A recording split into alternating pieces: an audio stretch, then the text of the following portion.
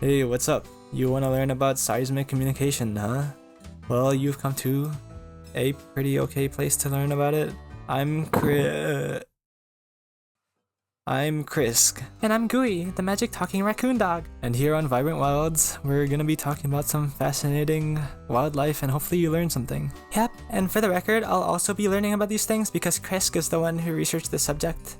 Speaking of, today we're discussing seismic communication, which I actually find really interesting. Guwi, what do you know about seismic communication? I think I know what it is. It's like when animals use vibrations in the ground to talk to each other or something, right? Kind of like the seismic sense that Toph has in Avatar, except for hearing, not seeing. Yeah, actually that's pretty close. However, seismic communication is not only limited to vibrating the ground, and there are uses for it other than talking between individuals. What animals do you know that use seismic communication? Elephants, right? Yes, elephants are the big one that I think a lot of people know use seismic communication. I actually don't know if a lot of people know that, but I feel like when you hear about or like first learn about seismic communication, it's usually about elephants, right? Yeah, that's all I know. I don't know any other animals that use it. Well, it's a good thing I researched about some other animals that do. We'll get to the elephants later, but first I want to talk about the kangaroo rat. So, kangaroo rats do communicate with each other by making vibrations through the ground. This is called intraspecific communication since they're communicating within their own species as opposed to interspecific communication, which is communication between different species. Kangaroo rats live in burrow systems and they mainly use seismic communication to communicate territorial ownership based on what I've read. But since they live in these sandy underground burrows, it would be kind of hard for them to communicate through sound, right? Because everything's just walls made of sand and dirt. Yeah, so sounds wouldn't really travel well inside. So instead, the kangaroo rats drum with their feet, which sends vibrations way more effectively than sound. According to this article, airborne sounds were reduced by 40 decibels as they went through the burrow walls into another chamber. But 99.9% of the substrate-borne vibrations, which is the foot drumming, were transmitted through the walls. So basically, the substrate-borne vibrations are like 40 decibels louder than the airborne sound? Yeah. How much is 40 decibels? So I looked up a decibel chart, and the funny comparison I found for 40 decibels is moderate snoring. A bunch of other charts also label 40 decibels with refrigerator, which I'm not really sure what that means. I guess it's like the hum of a refrigerator. But isn't snoring like a lot louder than a refrigerator humming? Yeah, right? So I looked at what 30 and 50 decibels are. 30 decibels is whispering and 50 decibels is rain. So I guess 40 decibels is between whispering and rain. I guess that's quite a bit. Well, you gotta keep in mind that this is a reduction of 40 decibels for what would be like the voices of rats, and compared to 99.9% of the foot drumming being transmitted. Like, right, I see, yeah. I see. Also, kangaroo rats can tell the difference between foot drumming from different species of kangaroo rats. Plus, they have individual foot drumming signatures. Really? Okay, that's actually pretty cool. They have their own signatures? Yeah, I think so. That's kind of what I got from this article, but I might be interpreting it wrong. But either way, even if I'm wrong about like the signatures, being able to differentiate between the drumming of other species is pretty cool. For sure, I didn't expect rat stomping to be such a complex language. And they also foot stomp at snakes. What? Yeah, they foot stomp at snakes, but it's not as a way of like warning other adult kangaroo rats about the snake. It's to tell the snake, hey man, I'm alert, so if you attack me, I'll probably escape. So then the snake doesn't attack. Also, the mothers foot stomp at snakes more, so it might be for like alerting kids. Damn, that's kind of sick. Imagine being a rat mom and seeing a snake and just going like, nah man, I see you, don't even try it. And protecting your kids at the same time. That's kind of awesome. True. Speaking of snakes, they can use seismic communication in a different way.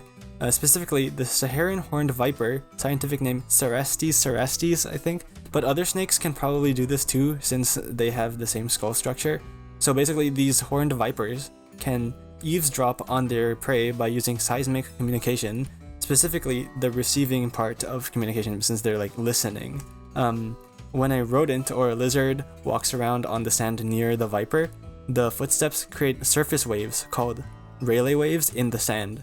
which the snake can actually hear through its jaw since its head is on the ground. Wait, but I thought that snakes don't have ears. Actually, they still have inner ears, even though they don't have outer ears, so the vibrations from the sand travel up the snake's lower jawbones into the inner ear. So snakes can actually hear? Isn't that kind of overpowered since they already have infrared vision and like a really good sense of smell? Dude, that isn't even the craziest part, because you know how like the lower jaws of snakes are split into 2 bones in order to like stretch their mouths open wide when they're eating? Because they have a separate left and right lower jaw, they can actually hear the substrate-borne vibrations in stereo, like left and right. What? So they can like identify the exact direction of the vibration source? Yup. That's crazy. Wait, I'm kind of intimidated by snakes now. You're a raccoon dog, don't you eat snakes? Humans eat fish. Why are you intimidated by them? I think it's time to finally talk about the big guys, the big seismic communicators. Yes. Elephants! Elephants! So, elephants live in social groups and they rely on vocal communication a lot. They warn each other about incoming dangers like storms or predators through vocalizations. And at long distances, they can use seismic communication to transmit these vocalizations as well as locomotive vibrations to each other, so like stomping. But how can these vibrations and vocalizations travel across long distances of ground? It's all about the frequencies. Elephants use infrasound frequencies to communicate. Infrasound means it's so low that humans can't hear it. Both African and Asian elephants produce low-frequency vocalizations ranging from 10 to 40 Hz, predominantly around 20 Hz, and at high amplitudes, which just means that they're very loud. And as it turns out, seismic energy transmits most efficiently between 10 and 40 Hz, which is why elephants are able to transmit vibrations so far. How far, you ask? Based on the articles I found, the vocalizations can be detectable up to 10 miles or 16 kilometers away, which is already crazy, but the locomotion generated vibrations can be detectable up to 20 miles or 32 kilometers away. I couldn't really think of a good way to quantify how big 32 kilometers is, but it's apparently 97 Eiffel Towers long. So just imagine 97 copies of the Eiffel Tower laying sideways in a line, and that's basically how far the sound of an elephant running around can travel through the ground. Right, and if you're measuring the distance of the vocalization, 48.5 Eiffel Towers. 48.5 Eiffel Towers. Okay, but the way that the elephants hear the vibrations is also cool, so listen. Basically, have you ever seen a diagram of the anatomy of an elephant's foot? No? Well, here's one. Basically, the bones of the elephant's foot are like standing on their tippy toes. Like only its toes are touching the ground because there's actually a layer of acoustic fat under the heels. This fat basically doubles the intensity of the sound received by the foot by relaying the resonant vibrations. And then the sound is conducted through the bones of the elephant's legs up into the skull and into the ear canal.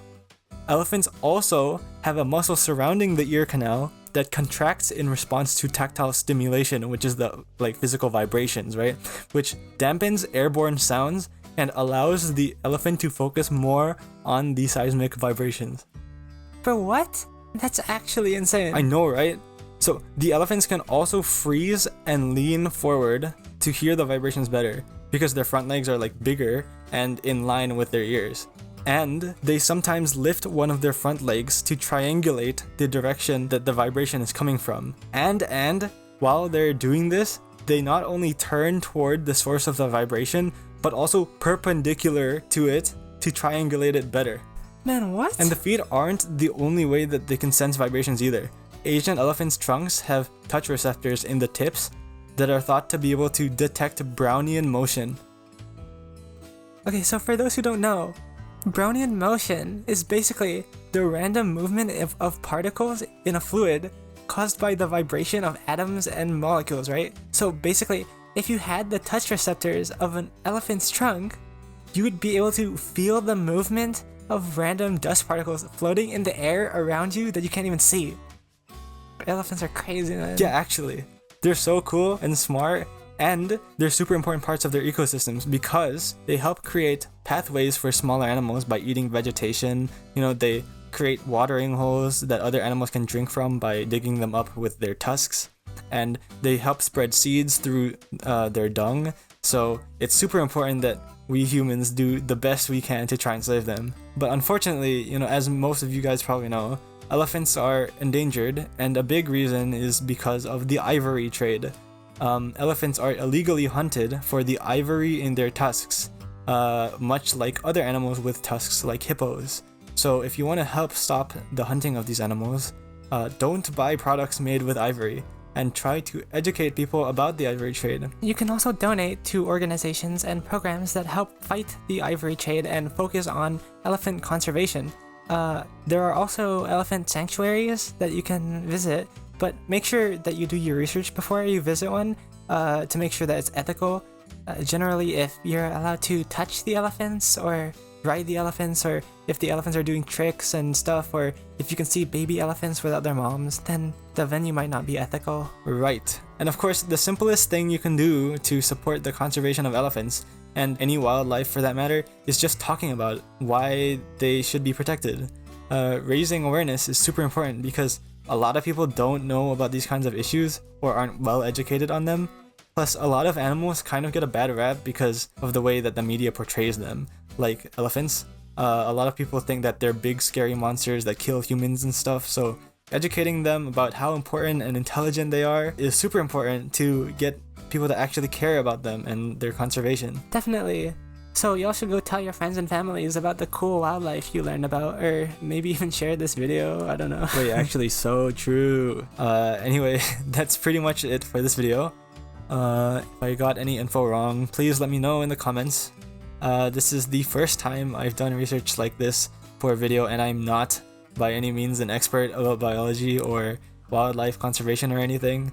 I'm just an animator that likes talking about cool plants and animals. So anyway, this has been Vibrant Wilds. Maybe we'll see you again. Depends on if Krisk has the time and energy to make more of these. But I hope I do. I spent so long making these character rigs and this set.